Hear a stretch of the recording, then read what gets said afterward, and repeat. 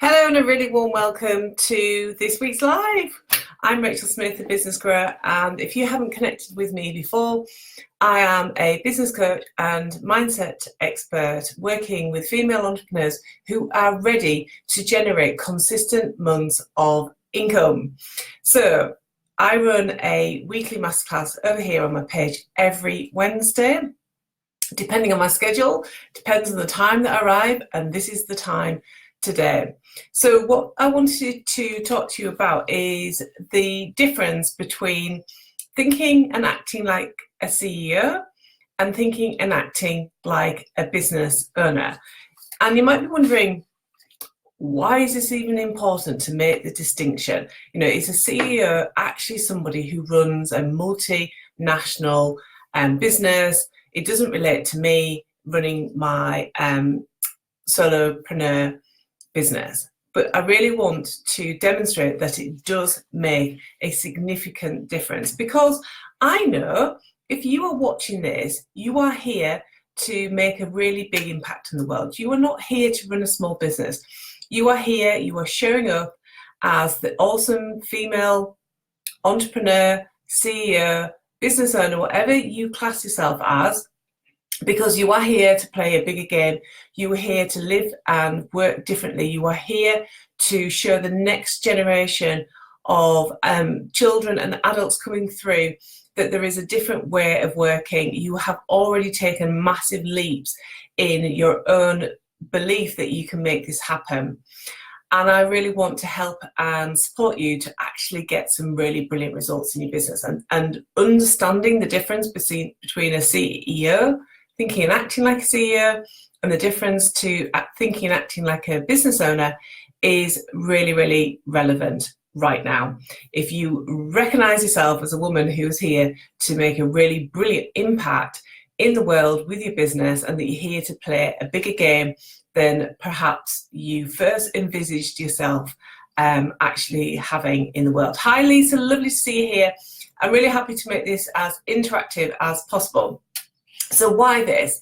And often when I'm talking about content like this, and I'm talking about this is how women are, I want you to remember that this has been part of my journey as well. This isn't about me standing on a soapbox saying none of these things happened to me. You know, it's recognizing that running a business is a journey, and it's all about growing and evolving during that journey. So many women like myself started up in business. Now, my kind of vision was to, my sole focus was to generate a sufficient money within my business so I could leave my corporate job. That was my sole goal at the beginning of when I started. I wanted to leave the shackles of having a 9-to-5 job. I wanted the freedom of running my own business. And that was my key motivation. If you wanted to say that, that was one of my key goals, that this is what I was showing up for.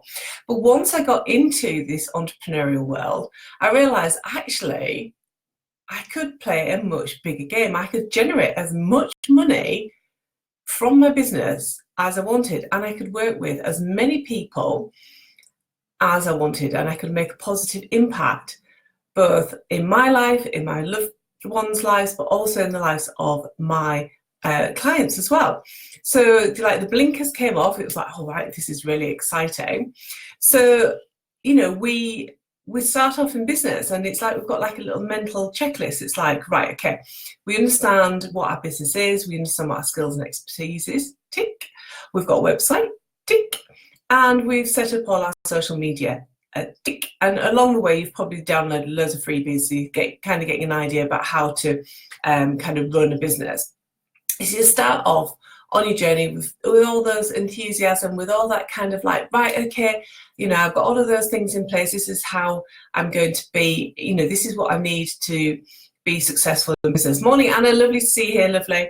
So, we start off on our journey, and before too long, we realize that actually there's a whole lot more of what needs to happen, what we need to understand in order for us to generate the success that we want. We begin to realize that we need to know more about marketing and message. we need to work on our mindset and our beliefs. We need to somehow have a brilliant relationship with money. We need to be looking at forecasting and planning. And we need to be kind of implementing all sorts of business strategies as well. And alongside all of that, in order to be successful, we need to be proactive with selling. So that means we need to get into launching and promoting and selling.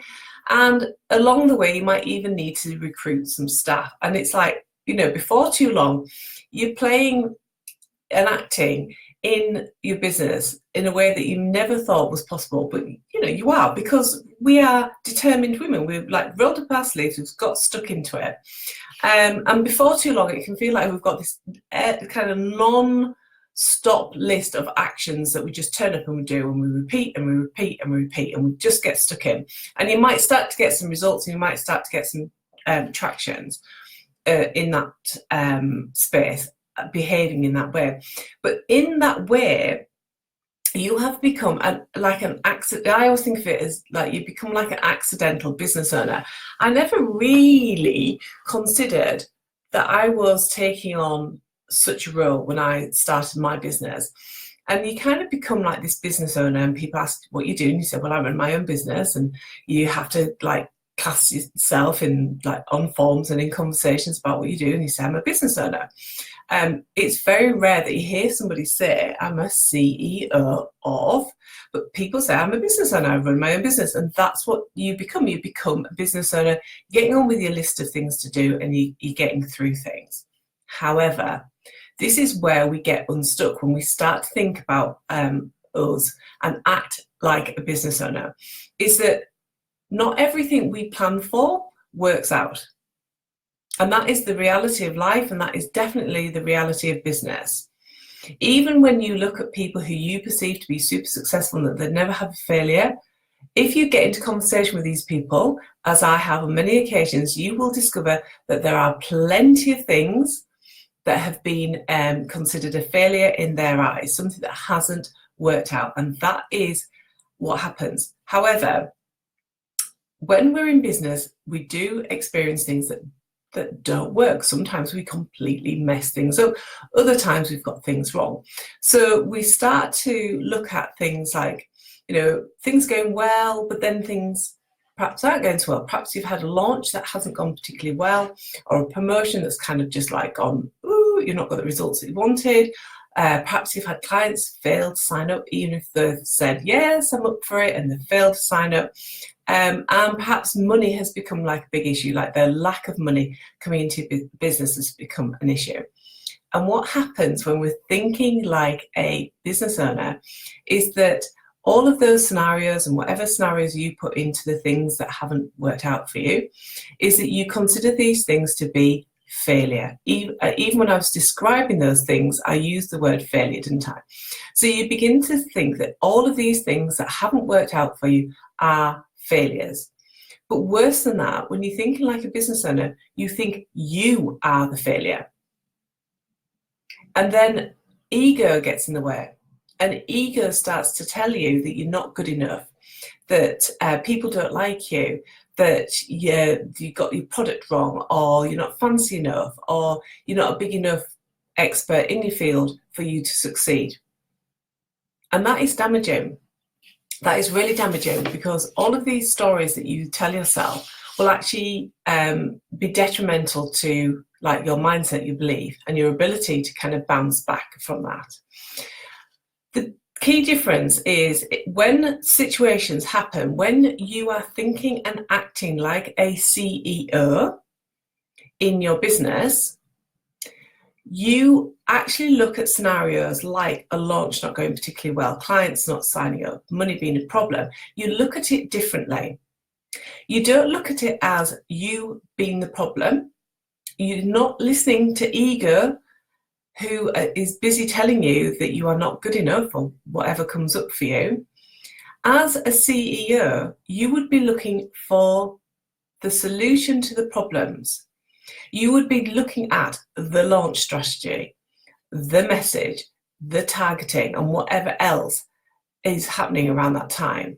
As a CEO, you take you as an individual out of the scenario You remove yourself from the situation and you look at what is actually happening, and you approach it as a CEO. You might even get in contact with your coach and say, hey, this isn't working. What do I need to do? But you look at things as a CEO and you learn to pivot in situations that you're not generating the results that you want to generate, and you do things differently. As a business owner, you get stuck with your ego. You get stuck in that feeling and that belief that you are a failure and that everything is your fault. And therefore that keeps you stuck, and it means that you may just carry on with the activity even though you can see that it's not generating the results that you want, or you might just stop and actually just like lie in a big pool of misery and think that you are a failure. So is this resonating? This is what I'd love to know. So if you're watching the replay, just put #replay and let me know if this is resonating. If you have found yourself, whilst you've been running your business, getting stuck with your ego and thinking, behaving like a business owner rather than like removing yourself from the situation and looking at your business as a CEO. And that's not to say that you are not as passionate about your business or your clients or your results when you're the CEO. It's about working smarter, not harder. It's about accepting that sometimes things don't work out as you planned. I'd say in most cases, things don't work out as you've planned. But the big difference is that you don't get derailed by your ego giving you a really hard time as an individual. The difference is, as a CEO, you can change the results, you can learn the lessons, you can do things differently next time. And you continue to build that belief that you can and you will achieve the business of your dreams. So here is my top tip to kind of summarize all of that, is that when you're in a situation, perhaps you're having to make a difficult decision, perhaps something hasn't worked out as you wanted it to, perhaps the clients aren't coming through the door, perhaps your freebie hasn't been downloaded as frequently as you wanted, or perhaps like a launch or a promotion hasn't gone particularly well. Rather, when that occurs, this is my tip, when that situation occurs, rather than getting stuck in ego and thinking like a business owner, I want for you to just press pause and consider whether at that moment in time you are making decisions as a business owner or as a CEO. And once you recognize what you're doing, if you're making decisions as a CEO, great, crack on, you'll be absolutely fine. But once you recognize that actually at that moment in time you are thinking, feeling and acting like a business owner, it's time to switch it around, to remember to remove yourself from the situation, to turn off ego, so you're not listening to all that berating conversation that's going on in your head, and actually to make key critical decisions as a CEO and go and achieve those brilliant results by changing your strategy, by changing your message, whatever needs to happen. As a successful entrepreneur, it's your ability to learn to pivot in those situations that will make all of the difference. So this is why I'm talking about acting and thinking like a CEO, not a business owner. And when you start to apply this, when you start to really be aware that how you're making decisions in your business and then switching it over into CEO thinking and acting, you're going to make a really big difference in your business. So if you have enjoyed this, let me know. If it's like ringing bells and you're going, oh my God, I could so do this, let me know. It's really important to me to receive that feedback from you. And if you want more information and more connection with me, I have a lovely Facebook group called Live Your Abundant Life. It's completely free. It's a lovely community. Just pop over there, come and find us, and let's hang out a little bit more together. Okay, until next week, bye for now.